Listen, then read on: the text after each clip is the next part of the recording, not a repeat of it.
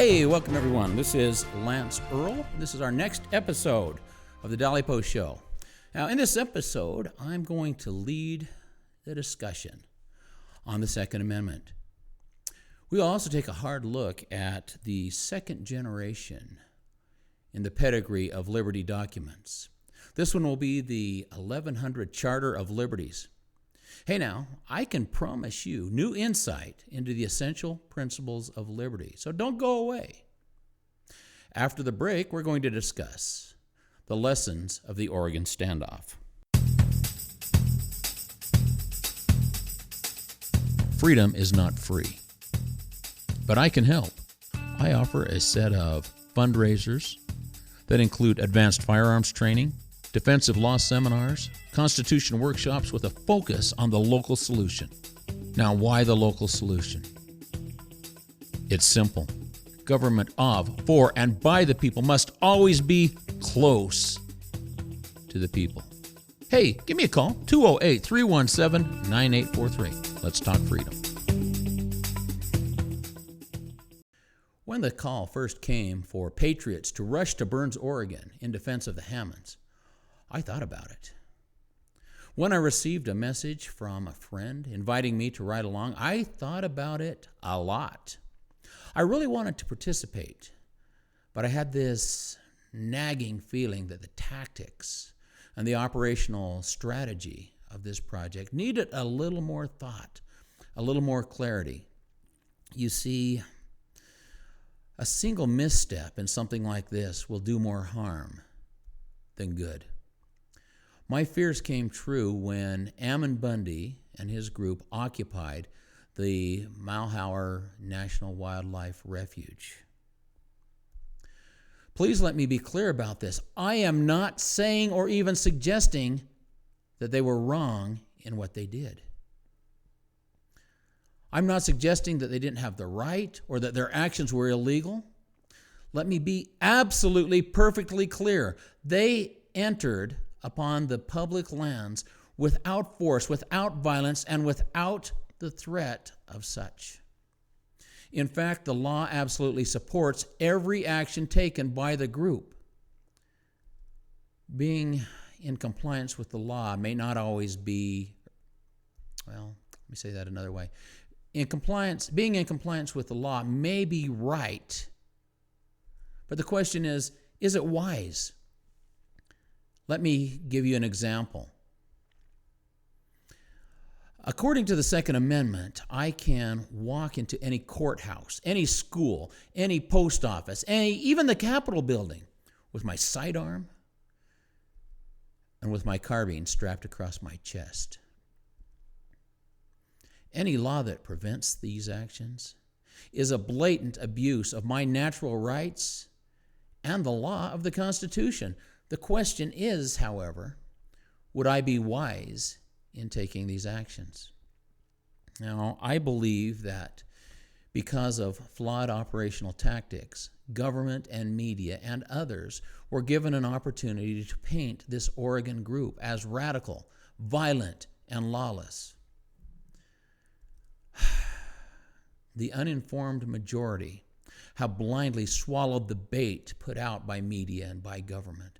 And the hook has been set, drawing them ever nearer and nearer to the shore of subjugation and slavery. Before I discuss a sounder tactic, let me take a look at the undeniable facts. The Hammonds are ranchers, landowners in the West. Fire is an essential tool in maintaining and managing the land in good working order. Fire is, however, a rather temperamental friend. A simple dust devil, a gust of wind, even a minor breeze can turn this beast loose with ferocity and power that was unforeseen, unpreventable, unpredictable. I am a landowner. I use fire. I've had some close calls, and I had one that got away from me and burnt 40 acres before we got around it and shut it down. In my service as a volunteer firefighter, I have helped put out many fires that ran away from my friends and my neighbors. In other words, the Hammonds' activity was business as usual in the West. The heart of this issue can be found in Article 1, Section 8 of the Constitution. Except for 10 square miles in D.C., the federal government is prohibited from controlling lands inside the states, except for forts, magazines, arsenals, dockyards, and needful buildings. There is no mention of national wildlife refuges. It is the federal government that is illegally occupying land that belongs to the people and the state of Oregon. It is the federal government that has illegally oppressed and imprisoned the Hammond family.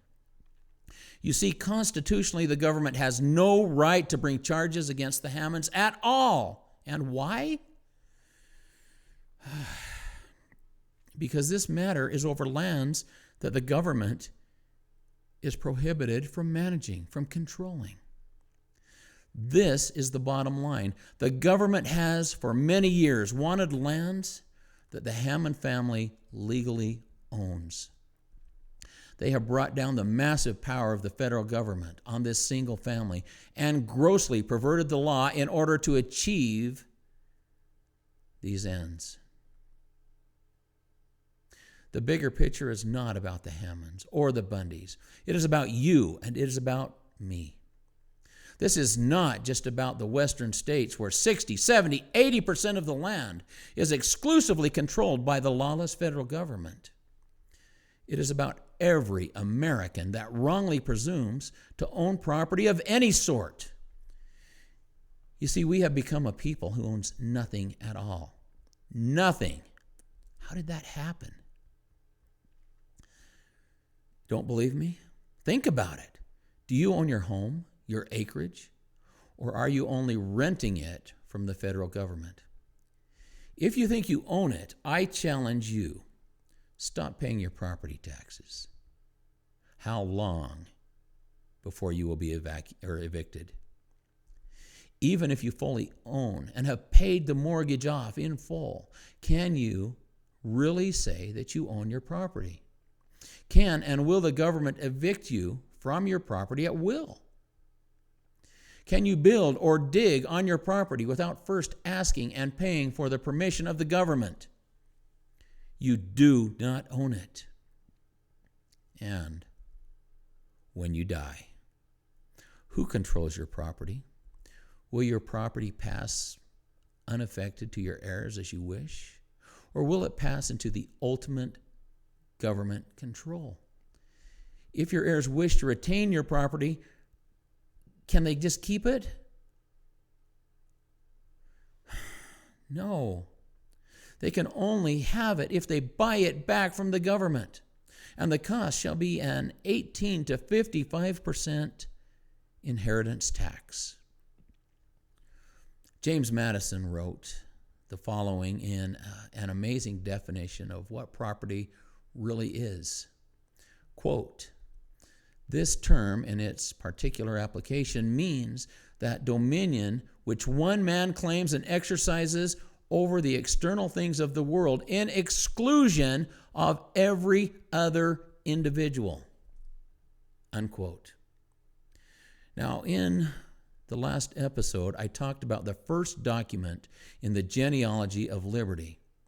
In Genesis, God gave man exclusive dominion over all the earth.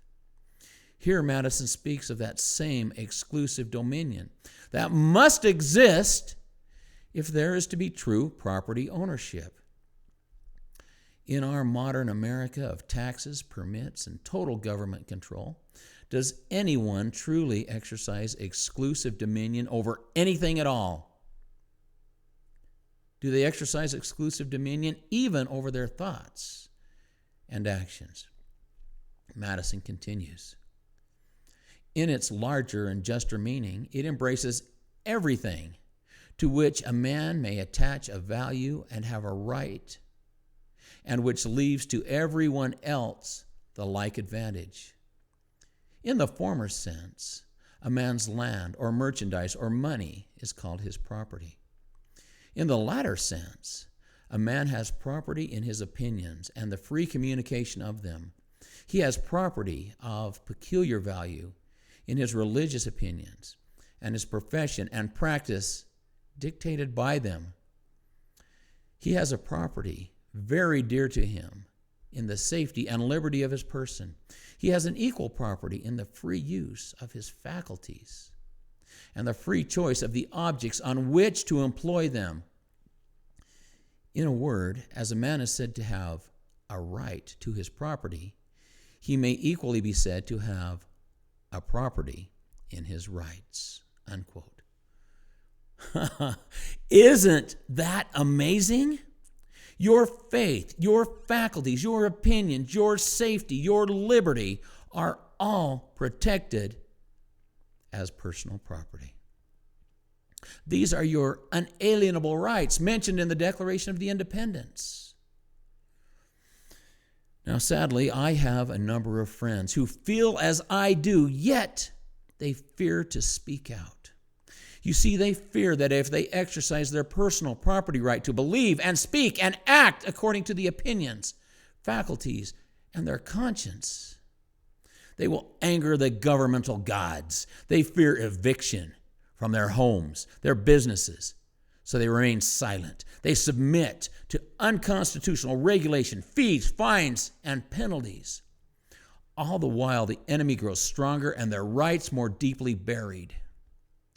Oh, I understand their fear. I just happen to believe it is a poor and weak excuse. In conclusion, Madison states, "Where an excess of power prevails, property of no sort is duly respected.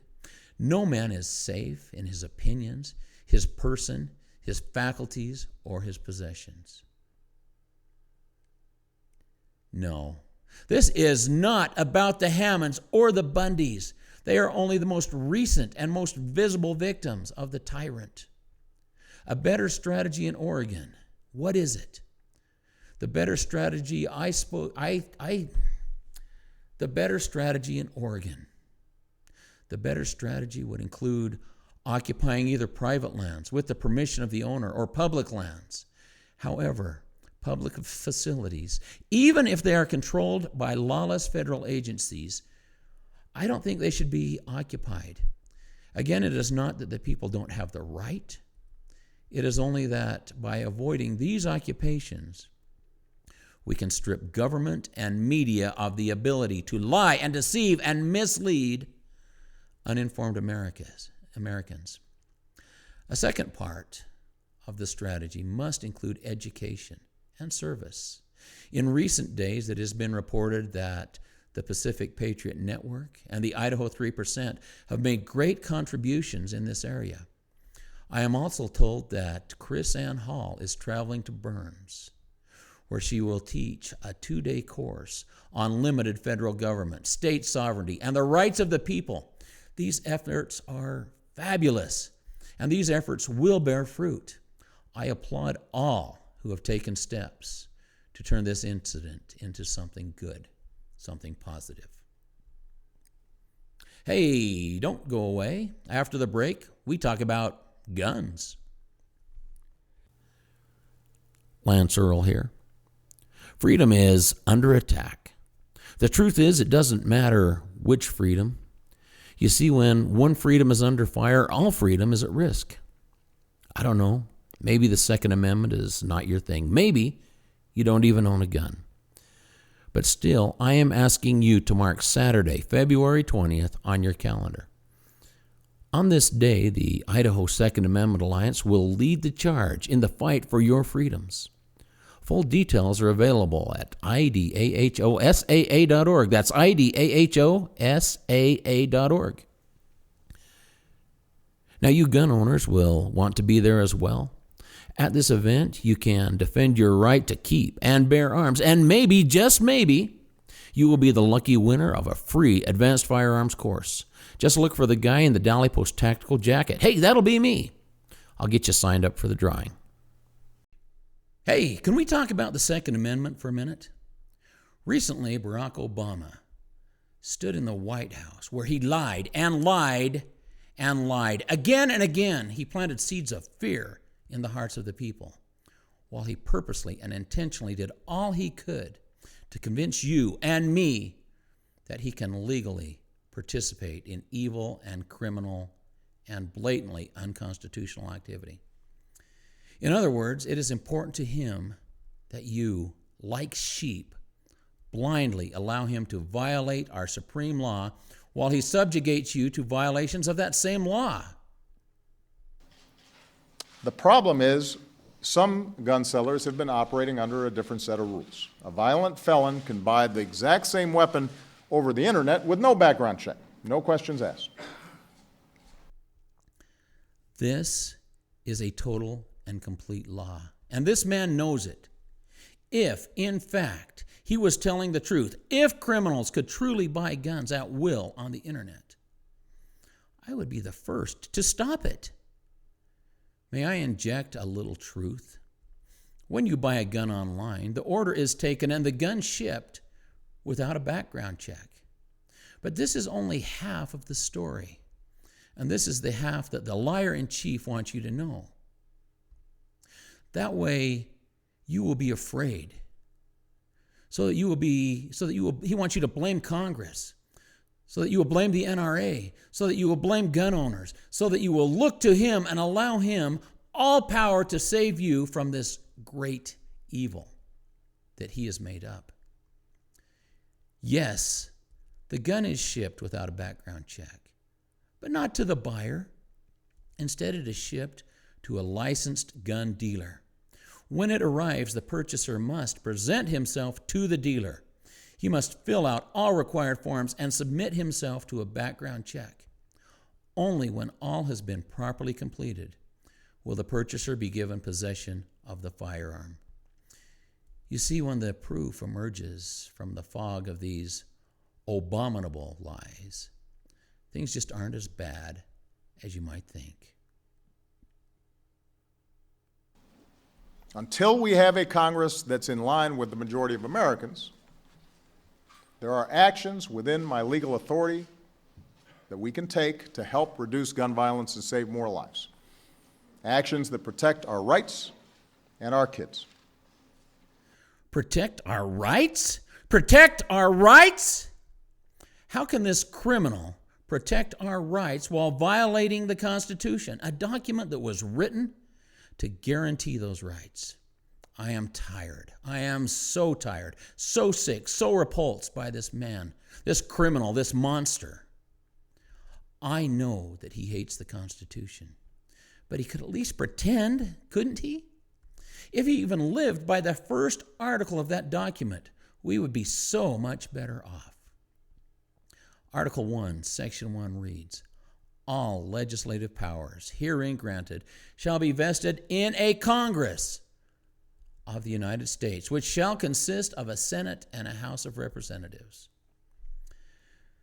This article could not be more clear, yet this evil and corrupt man tells us that he has authority to legislate.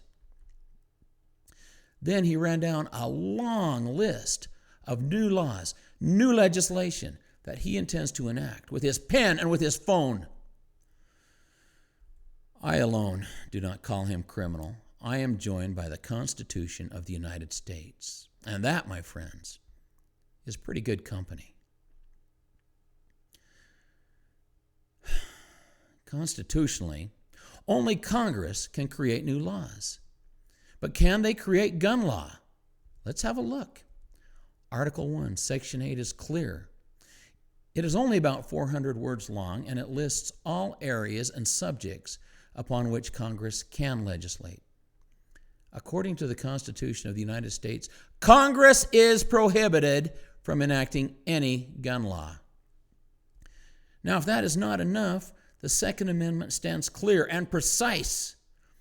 The right of the people to keep and bear arms shall not be infringed. With absolute authority, this bans Congress from all forms of gun legislation. Now, if Congress cannot legislate on this subject, then the president has absolutely no authority, no power to do so. If we can set it up so you can't unlock your phone unless you got the right fingerprint. Why can't we do the same thing for our guns? In the mind of every rational person, this is a clear infringement on the right to keep and bear arms. In my home, there are always guns at the ready. They are secured so that children cannot access them. But these guns are loaded and ready to go at a moment's notice. Members of my immediate and extended family who are trained and able to safely run a gun know where they are. I've made sure of that because it is conceivable that these family members may have to go into action should the unthinkable happen. Some might call me paranoid, but those who know me, they won't. I have protected my home with a gun, with my wife and my children at my back. If any trusted member of my family cannot take any one of my guns in hand to protect my loved ones, their loved ones, then the Second Amendment is violated. The property rights of my family are violated. Richard Henry Lee, signer of the Declaration of Independence, stated, "To preserve liberty, it is essential that the whole body of the people always possess arms and be taught alike, especially when young, how to use them." Wow! Wow! Why then is it essential for the whole body of the people to be armed and knowledgeable in the use of arms? For this answer, I refer to the founders. Quote, "I ask you, sir, what is the militia? It is the whole people. To disarm the people is the best and most effectual way to enslave them."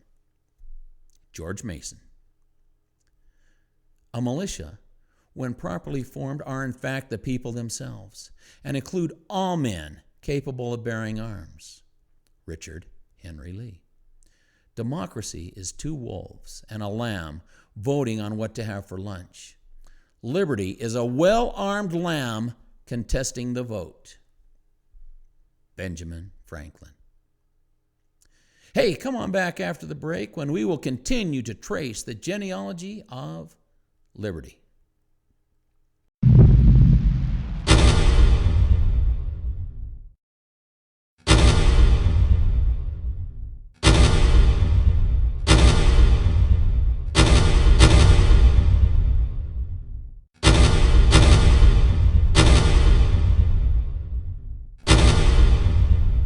You will fight as you train. Last week, I discussed the first generation in the pedigree of Liberty documents, the book of Genesis. Do you remember that?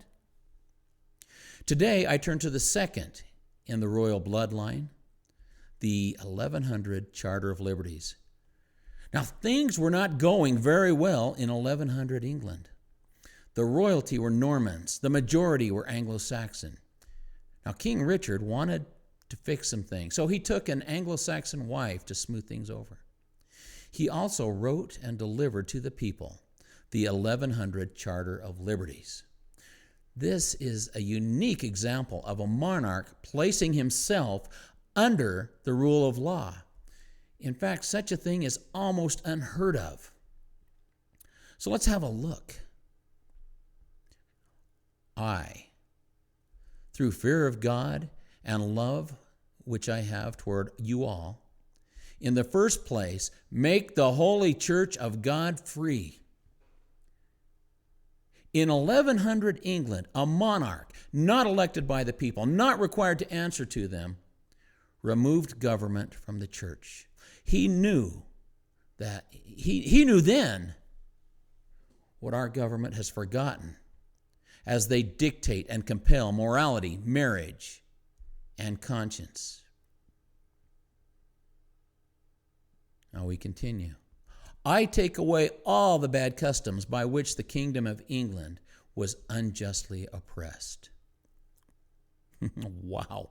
King Richard acknowledged the evil oppression that had been common in England, and he eliminated it with a single blow. Can you imagine our government admitting to evil and oppressive regulation, legislation, and taxation, and reversing all of it in a single statement. It is tragic that they, our government, cannot see today what a king saw 916 years ago. And we continue, if any of my barons, earls, or others who hold of me shall have died, his heir shall not buy back his land as he used to do in the time of my brother.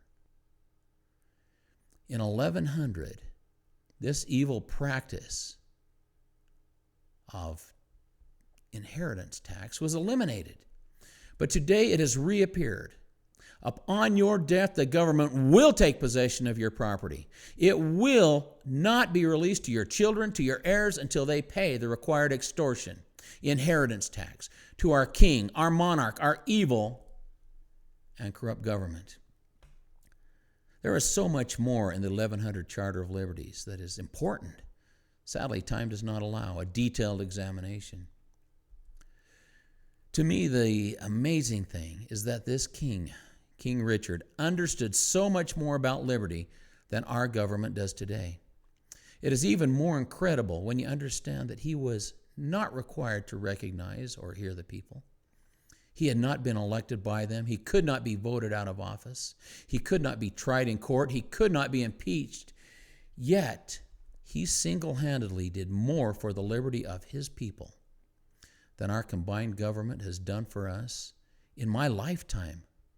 Incredible, amazing, unfathomable. Hey, now, stick around because after the break, we're going to sum things up. I want to hear from you. I am interested in your comments, your questions, and concerns. So if you have something to say, share it with me, and I will try to share it with everyone else. Here is what you do. Use your smartphone or tablet to record your comment or question. As a general rule, I have found that the best results will be had if you hold it about 1 foot from your mouth when you record.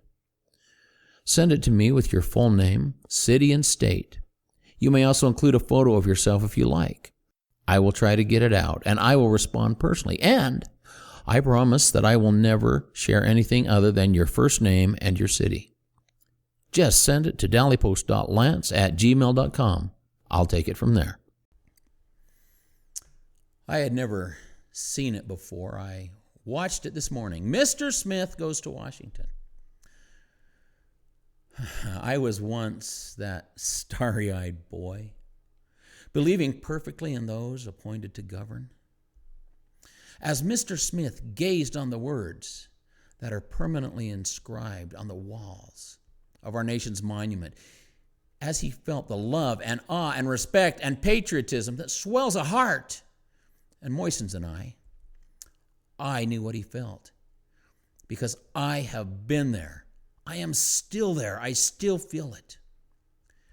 When he later returned to those same monuments, shattered, broken, in the realization that much of what he had once known to be true was in fact a lie, a broken promise, a betrayal, I know what he felt.